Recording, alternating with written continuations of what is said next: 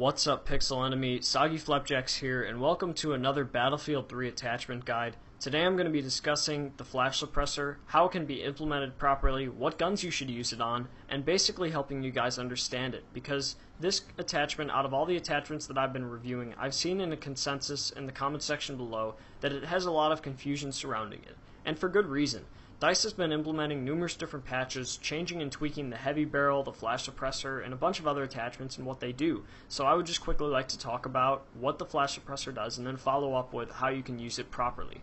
So the flash suppressor does hide your flash and suppress it, which can be influential in nighttime or dark environments like on Tehran Highway or in the subway levels of Operation Metro, because those can expose your positions if your enemy sees your muzzle flash.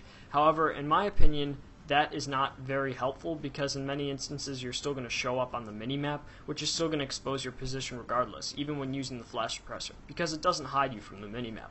One thing that it does do, which will help you win gunfights though, is it reduces your vertical recoil by 15%. In the case of the FAMAS, it actually reduces it by 16%, but that's pretty much a margin of error, and you can just say about 15% on average. So when coupling the FAMAS with the flash suppressor and the foregrip, I found this gun to be actually manageable with the recoil. With pulling down to the right, I was actually able to manage this gun and aim down sights and actually pull off some kills, which was actually really nice to see, because this gun was heavily nerfed after the Back to Karkin came out, because a lot of people complained that it was overpowered. However, now that I'm using the flash suppressor and foregrip, I found that this gun is now usable once again in close quarters combat scenarios. Now, since the flash suppressor is reducing your vertical recoil by 15%, it is important to think about, well, what did DICE do to implement it so that it's not completely overpowered, and it does have some things with a downside to it. And essentially what DICE did was they made the flash suppressor increase your hip fire spread. So when firing from the hip, when using the flash suppressor, your spread is going to be larger. Essentially, I found this to be really not a factor for me, because I was not planning on firing from the hip with this FAMAS. Since I had the foregrip and flash suppressor, I was more planning on aiming down sight at close quarters, so I was able to gun down my enemies. And quickly, I would like to say about the FAMAS is a very good gun in close quarters combat scenarios when used appropriately and when used with the appropriate attachments. If you want a hip fire, I would strongly recommend not going with a heavy barrel or flash suppressor. I would recommend going with a laser sight. Now, one comment that I constantly saw was, can you compare the flash suppressor to the heavy barrel? Essentially, to break it down, the flash suppressor is a recoil reducer with the vertical recoil going down. However, it increases your hipfire spread.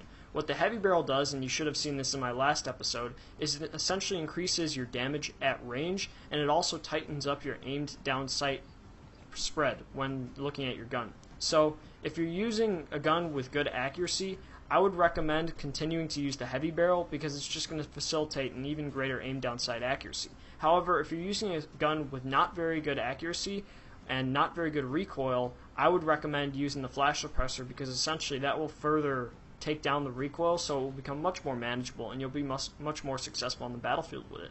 So what kind of guns would I recommend the flash suppressor with?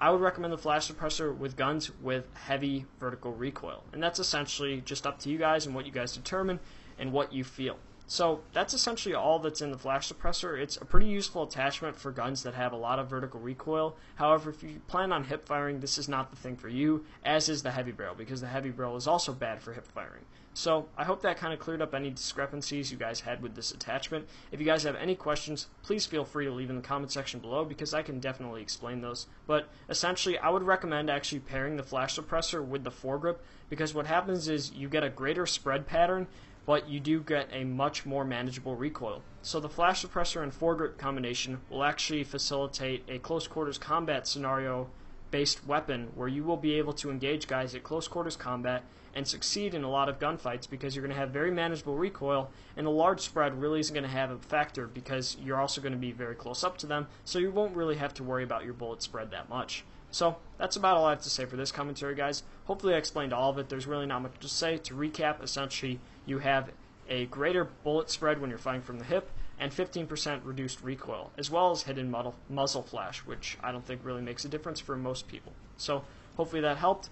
hopefully you guys enjoyed. I'd like to thank Pixel Enemy for posting this. Watch out for episode 4, where I cover the bipod coming soon to Pixel Enemy, and also watch out for episode 5, where I cover the suppressor coming soon to Pixel Enemy. So if you enjoyed this kind of video, please drop it a like, and please come check out my channel, as I'm doing more videos like this, and I'll also be covering more content for Battlefield 3 and Medal of Honor Warfighter when the time comes. So once again, thanks for watching, guys. Hope you enjoyed, and I'll see you guys later. Bye.